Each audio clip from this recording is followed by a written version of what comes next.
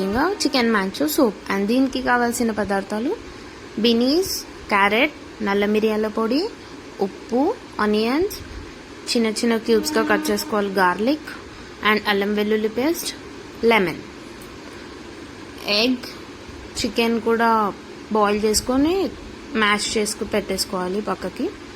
And కార్న్ఫ్లవర్లో water కలిపేసి liquid form అయ్యేలాగా పక్కకు పెట్టేసుకోవాలి. అది కూడా cornflour starch, green chilli sauce. And ఇక్కడ డ్రై నూడిల్స్ కూడా నేను ఇంట్లోనే ప్రిపేర్ చేసేసుకున్నాను. సో ఆయిల్లో అన్ని వెజ్జెస్ వేసాక మంచిగా సాఫ్ట్గా కుక్ చేసుకోవాలి, ఎక్కువ ఓవర్ కుక్ కాకూడదు.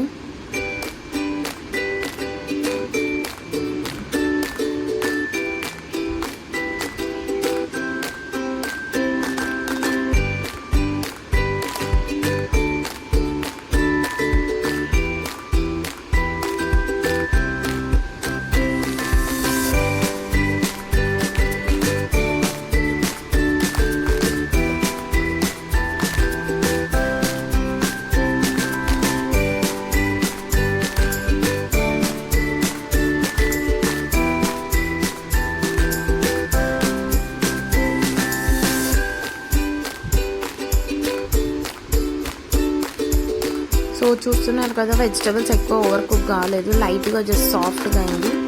ఆయిల్లో జస్ట్ వేసి ఒక 5 minutes కానీ 3 minutes కానీ కలుపుకోవాలి.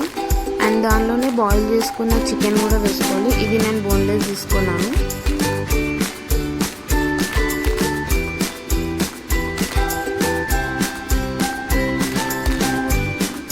ఇది కూడా మంచిగా ఫ్రై అయ్యాక దీనిలోనే నేను 3 glasses ఆఫ్ వాటర్ వేసుకున్నాను.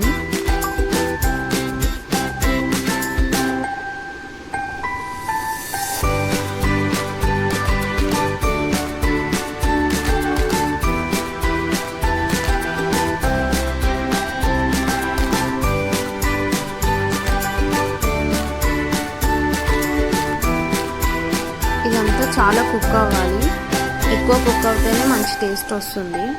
చాలా బాయిల్ అయ్యి వెజిటేబుల్స్ మొత్తం టెండర్గా కావాలి. అండ్ దీనిలోనే నేను నల్ల మిరియాల పొడి, ఉప్పు కూడా వేసేసుకున్నాను.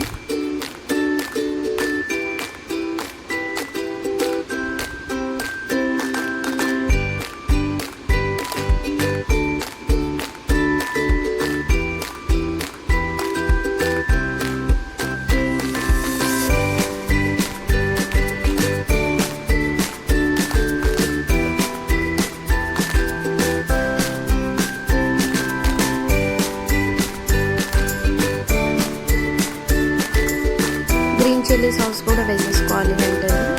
పెప్పర్ పౌడర్, సాల్ట్ వేసుకున్న తర్వాత ఇదంతా వేసి ఒకసారి కలిపేసి మూత మూసేయండి. అండ్ మంచిగా బాయిల్ కావాలి ఇదంతా. చూస్తున్నారు కదా, ఇలా బాయిల్ కావాలి, వెజిటేబుల్స్ అన్నీ పైకి రావాలి బాయిల్ అయ్యి, అప్పుడు కానీ అది టేస్ట్ మీకు రాదు. అండ్ మనం హోటల్లో తినేలాగానే ఉంటుంది. ఈజీ వేలో నేను ఇంట్లో ప్రిపేర్ చేసుకున్నాను. చాలా వెజిటేబుల్స్ ఇంకా వేరే కూడా వేసుకోవచ్చు. అండ్ స్ప్రింగ్ ఆనియన్స్ కూడా యూజ్ చేసుకోవచ్చు, కానీ నా దగ్గర లేవు, నేను అందుకు వేయలేదు. ఇంట్లో ఉన్న వస్తువులతోనే నేను ప్రిపేర్ చేసుకున్నాను. అండ్ ఇక్కడ మంచిగా బాయిల్ అయ్యాక ఒక 5-10 minutes ఎగ్ మనం విస్క్ చేసుకొని పెట్టుకోవాలి. ఇందులో వేసేటప్పుడు డైరెక్ట్ వేయకూడదు, విస్క్ చేసి వేసేటప్పుడు కానీ కలుపుతూ ఉండాలి, లేదా ముద్ద కట్టిపోతుంది.